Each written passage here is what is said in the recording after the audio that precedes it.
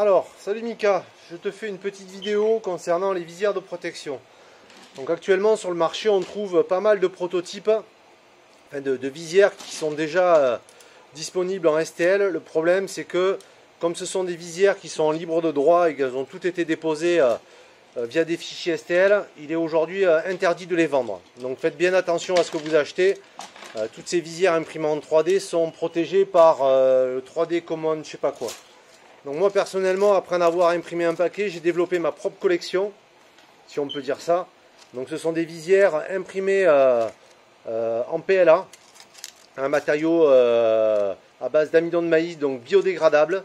Il y en a une partie qui sont imprimées en PETG. Le problème c'est que le PETG est plus destiné au centre hospitalier parce qu'ils ont besoin de les désinfecter et que le PETG résiste beaucoup mieux à la javel et à tous ces produits corrosifs. Le problème c'est que c'est moins... comment dire, c'est moins rigide, voilà, là, style celle-là c'est du PETG, donc voilà ce qui se passe, vous voyez, ça c'est du PETG, ça casse, ça tient pas vraiment, donc ça manque de flexibilité. Là on a un PLA normalement qui est vraiment hyper flex, ça j'ai fait une matière vraiment qui puisse s'adapter à tous les types de crânes, super confortable sur les côtés par rapport à d'autres modèles qui étaient comme ceci, où cette partie-là venait taper sur la tempe, donc c'était assez désagréable. Là, elle part sur le front, et vraiment, de tous les modèles que j'ai pu tester, c'est la version la plus facile et la plus simple à imprimer, et la plus confortable pour le moment. Donc, le kit se compose de ceci, deux petites pinces, et à l'arrière, une sangle. On peut mettre le logo qu'on veut. Moi, mon logo de ma carte, c'est Danny Dan Free, donc ça tombe super bien. Si vous voulez vraiment des masques, je peux vous faire cette petite plaque qui vient à l'arrière du crâne avec juste le logo Free, comme ça vous savez à qui elles sont. Ensuite, l'avantage de ces visières, ils sont faits dans de différentes couleurs, que ce soit à l'avant ou à l'arrière. Vous voyez, il y en a une autre ici, donc ça permet peut-être à chaque personne de mieux les différencier lorsque ils vont les poser pour les retrouver. Chacun aura sa visière personnalisée plutôt que d'avoir une seule et unique couleur sur tout l'ensemble du parc. Voilà. Ensuite, je vais essayer de faire vite parce que voilà. Ça, un élastique, la visière et deux petits clips. Donc les petits clips, ils sont tellement imprimés prêts, il faut mettre un petit coup de cutter ici juste pour les dégager. Comme ils sont extrêmement petits, tac, voilà. Et vous voyez, ça fait comme une petite pince crocodile qui s'ouvre. Voilà. Ça, pareil, c'est du PLA, hein.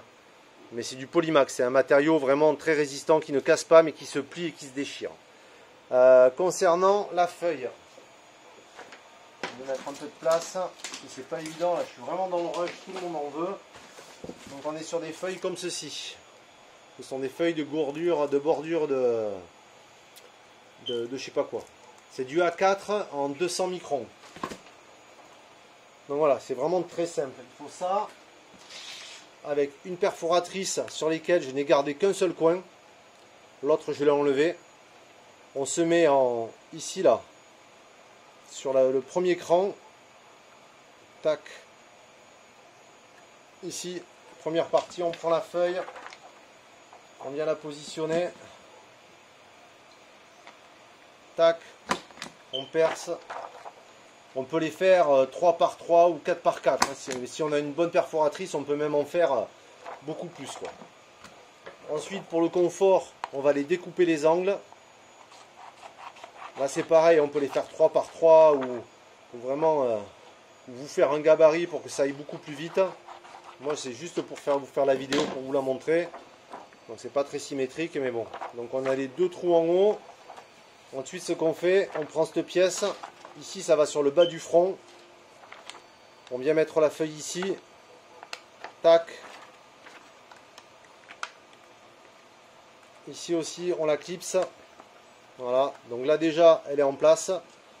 On vient prendre les petits picots qui sont en forme de pince. Là il y a l'arête, le truc qui est là il va derrière. Ok, on écarte. Hop, et on vient l'emboîter dedans. Voilà, comme ça il maintient bien la pince. Permet de bien maintenir la feuille sur son armature. On fait pareil de l'autre côté. Tac. et on le remet comme ça. On avance un petit peu parce qu'on va faire passer l'élastique. Ensuite, tout va dépendre de la taille du crâne de la personne. Donc moi je fais comme ça pour économiser un petit peu parce que ça devient une denrée rare aussi les élastiques. Voilà, c'est pas très facile de le faire à main levée comme ça, mais parce que je suis pas trop organisé. Hop.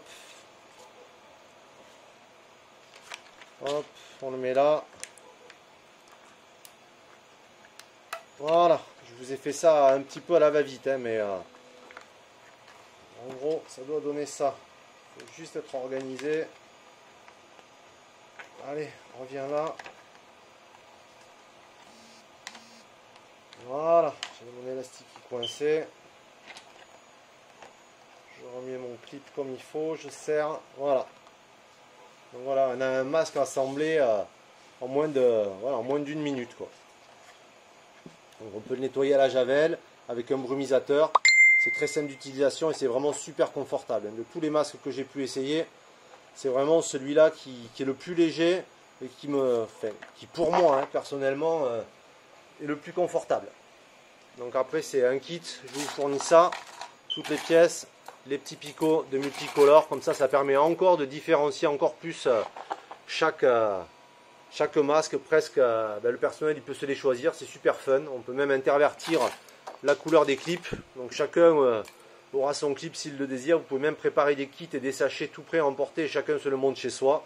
C'est vraiment très simple, du moment que vous avez perforé les feuilles et que vous avez les élastiques, c'est vraiment super simple.